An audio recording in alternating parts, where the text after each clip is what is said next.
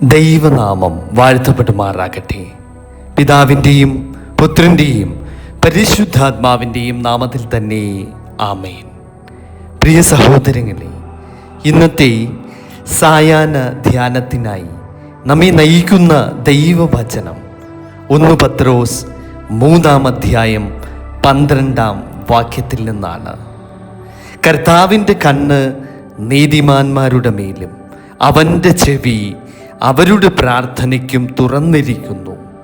എന്നാൽ കർത്താവിൻ്റെ മുഖം ദുഷ്പ്രവൃത്തിക്കാർക്ക് പ്രതികൂലമായിരിക്കുന്നു. ആമേൻ, ഹല്ലേലൂയ. ഈ സായാഹ്നത്തിൽ ഈ തിരുവചനം നമ്മുടെ ഹൃദയത്തിലേക്ക് ആഴത്തിൽ ഇറങ്ങിച്ചെല്ലട്ടെ. നാം ജീവിക്കുന്ന ഈ ലോകം പലപ്പോഴും നമ്മെ നിരാശപ്പെടുത്തുന്നു. മനുഷ്യർ നമ്മെ ഒരുപക്ഷെ മനസ്സിലാക്കാതിരിക്കാം. നമ്മുടെ വേദനകൾ ആരും കേൾക്കാതെയിരിക്കാം. നമ്മുടെ കണ്ണുനീർ പലർക്കും അപ്രധാനവുമായിരിക്കാം. എന്നാൽ ഇന്നത്തെ തിരുവചനം നമ്മോട് ഒരു വലിയ സത്യം പ്രഖ്യാപിക്കുന്നു. കർത്താവിൻ്റെ കണ്ണ് നീതിമാന്മാരുടെ മേലുണ്ട്. ദൈവം നമ്മെ കാണുന്നുണ്ട്. നമ്മുടെ സന്തോഷവും അവിടുന്ന് കാണുന്നു. നമ്മുടെ വേദനയും അവിടുന്ന് കാണുന്നു. നമ്മുടെ ഏകാന്തതയും അവിടുന്ന് കാണുന്നു. നമ്മുടെ പോരാട്ടങ്ങളും അവിടുന്ന് കാണുന്നു. ചിലപ്പോൾ നമ്മൾ ചോദിച്ചേക്കാം, കർത്താവേ, ഞാൻ പ്രാർത്ഥിക്കുന്നു, എന്നാൽ അങ്ങ് എന്നെ കാണുന്നുണ്ടോ? ഇന്നത്തെ വചനം അതിന് ഒരു വ്യക്തമായ മറുപടി നൽകുന്നു. അതെ, ഞാൻ നിന്നെ കാണുന്നു. സങ്കീർത്തനങ്ങളിൽ ദാവീദ് രാജാവ് പറയുന്നു, എൻ്റെ കണ്ണുനീർ അങ്ങയുടെ പാത്രത്തിൽ സൂക്ഷിച്ചിരിക്കുന്നു എന്നാണ്. അതായത് നമ്മുടെ ജീവിതത്തിലെ ഒരു കണ്ണുനീർ തുള്ളി പോലും ദൈവത്തിൻ്റെ ശ്രദ്ധയിൽപ്പെടാതെ പോകുന്നില്ല. പ്രിയ സഹോദരങ്ങളെ, നീതിമാൻ എന്നത് ഒരിക്കലും തെറ്റു ചെയ്യാത്ത ഒരു മനുഷ്യനല്ല. ദൈവത്തെ സ്നേഹിക്കുവാൻ ശ്രമിക്കുന്നവനാണ് നീതിമാൻ.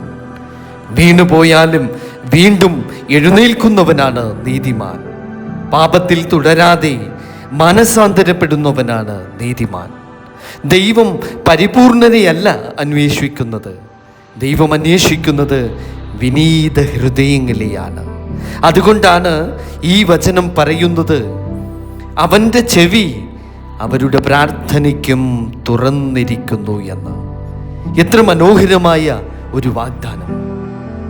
സ്വർഗത്തിൻ്റെ രാജാവ് എൻ്റെ പ്രാർത്ഥന കേൾക്കുന്നു. നമ്മുടെ പ്രാർത്ഥനകൾ ചിലപ്പോൾ വളരെ ലളിതമായിരിക്കും. കർത്താവേ, എന്നെ ഒന്ന് സഹായിക്കണമേ. ഒരുപക്ഷെ ഈ ഒരൊറ്റ വാക്കാവാം നമ്മുടെ പ്രാർത്ഥന. കർത്താവേ, എൻ്റെ കുടുംബത്തെ ഒന്ന് കാത്തുകൊള്ളണമേ. കർത്താവേ, എനിക്ക് ശക്തി നൽകണമേ. ഈ ചെറിയ പ്രാർത്ഥനകൾ പോലും ദൈവത്തിൻ്റെ ഹൃദയത്തിലെത്തുന്നു. ചിലപ്പോൾ നാം വർഷങ്ങളായി പ്രാർത്ഥിക്കുന്ന കാര്യങ്ങളുണ്ടാവാം. ഒരു മകൻ്റെ മാനസാന്തരത്തിനായി, ഒരു രോഗിയുടെ സൗഖ്യത്തിനായി, ഒരു കുടുംബത്തിൻ്റെ സമാധാനത്തിനായി. ഉടനെ ഉത്തരം ലഭിക്കാത്തപ്പോൾ നാം നിരാശിതരാകുന്നു. എന്നാൽ ദൈവത്തിൻ്റെ നിശബ്ദത അവിടുത്തെ അഭാവമല്ല. ദൈവം കേൾക്കുന്നുണ്ട്, ദൈവം പ്രവർത്തിക്കുന്നുണ്ട്. ദൈവം തക്ക സമയത്ത് തൻ്റെ മറുപടി നമുക്ക് വേണ്ടി നൽകും. ഇന്ന് നമ്മൾ സ്വയം ഒരു ചോദ്യം ചോദിക്കണം: എൻ്റെ ജീവിതം ദൈവത്തിന് പ്രസാദകരമാണോ? കാരണം വചനത്തിൻ്റെ 2ാം ഭാഗം ഇവിടെ വളരെ ഗൗരവമുള്ളതാണ്.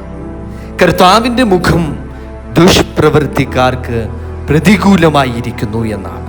ദൈവം സ്നേഹത്തിൻ്റെ ദൈവമാണ്, പക്ഷേ ദൈവം നീതിയുടെ ദൈവവുമാണ്. അനീതിയെ ദൈവം അംഗീകരിക്കുന്നില്ല. അഹങ്കാരത്തെ ദൈവം അംഗീകരിക്കുന്നില്ല. വഞ്ചനയെയും വിദ്വേഷത്തെയും ദൈവം അംഗീകരിക്കുന്നില്ല.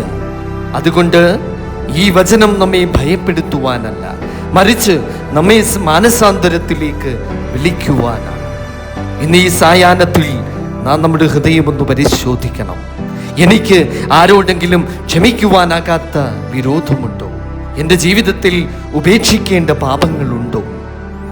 ദൈവത്തിൽ നിന്ന് എന്നെ അകറ്റുന്ന മറ്റെന്തെങ്കിലുമുണ്ടോ? ഇവയെല്ലാം കർത്താവിൻ്റെ മുൻപിൽ നമുക്ക് സമർപ്പിക്കാം. കരുണയുടെ വാതിൽ ഇപ്പോഴും നമുക്കായി തുറന്നിരിക്കുന്നു. ക്രൂശിൽ യേശു തൻ്റെ കൈകൾ വിരിച്ചു നിന്നത് എല്ലാവരെയും സ്വീകരിക്കുവാനാണ്. അവിടുന്ന് ഇന്നും നമ്മെ എല്ലാവരെയും വിളിക്കുന്നു, എന്നിലേക്ക് വരുവിൻ. പ്രിയ സഹോദരങ്ങളെ, ഇന്നത്തെ ലോകത്തിന് ഏറ്റവും ആവശ്യമുള്ളത് ദൈവത്തിൻ്റെ ദൃഷ്ടിയിലാണെന്ന് തിരിച്ചറിയലാണ്. മനുഷ്യരുടെ അംഗീകാരം ലഭിക്കാതെ വന്നാലും നമുക്ക് യാതൊരു പ്രശ്നവുമില്ല. ദൈവത്തിൻ്റെ ദൃഷ്ടിയിൽ നാം വിലപ്പെട്ടവരായിരിക്കണം. മനുഷ്യർ നമ്മെ മറന്നാലും ദൈവം നമ്മെ മറക്കുകയില്ല. മനുഷ്യർ നമ്മെ ഉപേക്ഷിച്ചാലും ദൈവം നമ്മെ ഉപേക്ഷിക്കുകയില്ല. മനുഷ്യർ നമ്മെ കേൾക്കാതിരുന്നാലും ദൈവം നമ്മുടെ പ്രാർത്ഥന കേൾക്കുന്നുണ്ട്.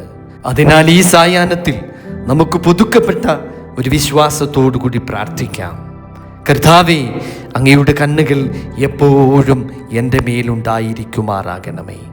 അങ്ങയുടെ ചെവി എപ്പോഴും എൻ്റെ പ്രാർത്ഥന കേൾക്കുമാറാകണമേ. അങ്ങയുടെ വഴികളിൽ നടക്കുവാൻ തമ്പുരാനെ എന്നെ അവിടുന്ന് ശക്തിപ്പെടുത്തണമേ. എൻ്റെ ഹൃദയത്തെ ശുദ്ധീകരിക്കണമേ. എൻ്റെ കുടുംബത്തെ അനുഗ്രഹിക്കണമേ. എൻ്റെ മക്കളെ കാത്തു പരിപാലിക്കണമേ.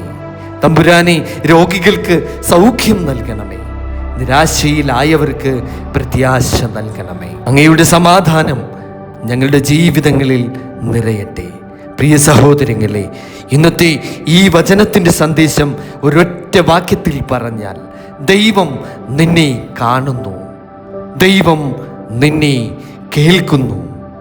അതുകൊണ്ട് ധൈര്യം കൈവിടരുത്, പ്രാർത്ഥന നിർത്തരുത്, വിശ്വാസം ഉപേക്ഷിക്കരുത്. ദൈവം പ്രവർത്തിച്ചു കൊണ്ടിരിക്കുന്നു. ഈ സായാഹ്നവും വരുവാനിരിക്കുന്ന രാത്രിയും കർത്താവിൻ്റെ സാന്നിധ്യം നിങ്ങളോടൊപ്പം ഉണ്ടായിരിക്കുമാറാകട്ടെ. പരിശുദ്ധ കന്യക മറിയത്തിൻ്റെ മധ്യസ്ഥതയാലും വിശുദ്ധന്മാരുടെയും വിശുദ്ധമതികളുടെയും പ്രാർത്ഥനകളും നിങ്ങളെയും നിങ്ങളുടെ കുടുംബങ്ങളെയും കാത്ത് സൂക്ഷിക്കുമാറാകട്ടെ. പിതാവിൻ്റെയും പുത്രൻ്റെയും പരിശുദ്ധാത്മാവിൻ്റെയും നാമത്തിൽ തന്നെ. ആമേൻ. സ്തോത്രം. ഹല്ലേലൂയ.